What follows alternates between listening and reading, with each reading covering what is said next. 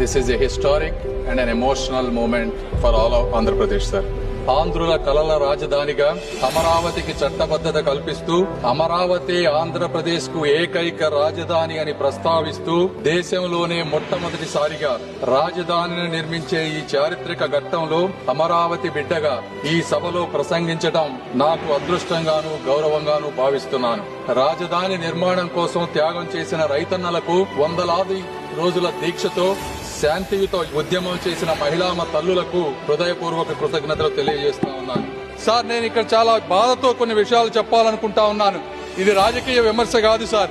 29,000 మంది రైతులకు జరిగినటువంటి అన్యాయం, అవమానం గురించి మాట్లాడాలి సార్.